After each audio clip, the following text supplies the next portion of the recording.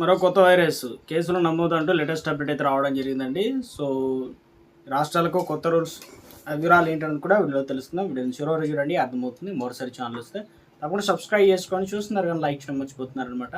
So వెంటనే like చేయండి. ఇక వీళ్ళకైతే వెళ్ళిపోదామండి. మనం భారతదేశంలో మరోసారి నిఫా వైరస్ అనేది కలకలం రేపుతుంది. ఇది కొత్త వైరస్ అనమాట. కేరళలోని కోజికోడ్ జిల్లాలో ఒకరికి నిఫా వైరస్ సోకినట్లుగా పుణేలో జాతీయ వైరల్ సంస్థ అనేది నిర్ధారించడం. అటు కేరళ ఇటు పొరుగునున్నటువంటి తమిళనాడు రాష్ట్రాలకు ఒకసారిగా అప్రమత్తమయ్యారన్నమాట. ఎందుకంటే కోజికోడ్లోని రమణట్టుకర మున్సిపాలిటీకి చెందిన 43 ఏళ్ల బాధితుడు ప్రస్తుతం కోజికోడ్ మెడికల్ కాలేజ్ ఆసుపత్రి ఐసీయూలో వెంటిలేటర్పై చికిత్స పొందుతున్నారు. అతనికి మోనోక్లోనల్ యాంటీబయాటిక్ చికిత్సను అయితే అందిస్తున్నారు. 80 మందితో కాంట్రాక్ట్ టెస్టింగ్ అనేది చేశారనమాట. సో అలర్ట్, ఎందుకంటే ఈ వైరస్ అనేది కరోనా లాగానే విజృంభిస్తుంది కాబట్టి వైరస్ నిర్ధారణకు సంబంధించి ఎలా వస్తుంది ఏంటని చూసుకున్నట్లయితే సో వెంటనే రంగంలో దిగిన కేరళ ఆరోగ్య శాఖ అధికారులు బాధితుడిని సన్నిహితంగా మెలిగిన వారిని వారిని గుర్తించారనమాట. పర్యవేక్షణలో ఉన్న దాదాపు 87 మందిని పర్యవేక్షణ జాబితాలో చేర్చారు. వీళ్ళు 58 మంది ఆరోగ్య సిబ్బంది, 14 మంది కుటుంబ సభ్యులు, 5 స్నేహితులు అయితే ఉన్నారు.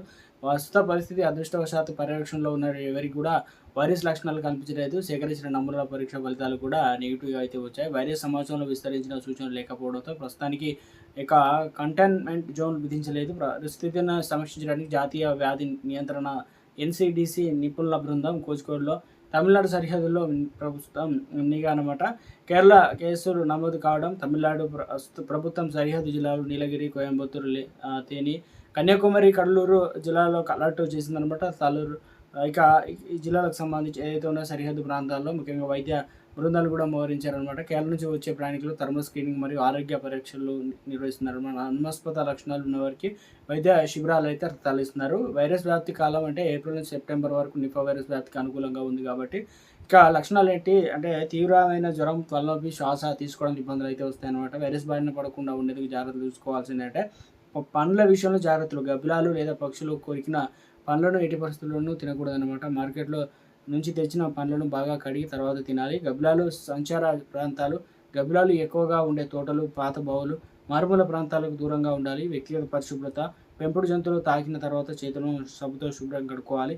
జ్వరం వంటి లక్షణాలు ఉంటే కనుక మాస్క్ ధరించి ఆసుపత్రికి వెళ్ళాలి. అధికార హెల్ప్లైన్ నెంబర్ ఏదైనా అనుమానాస్పద సమాచారం లేదా అత్యవసర సాయం కోసం కేరళ ఆరోగ్య శాఖ అందుబాటులో అయితే ఉంచిందన్నమాట నెంబర్లకు సంబంధించి.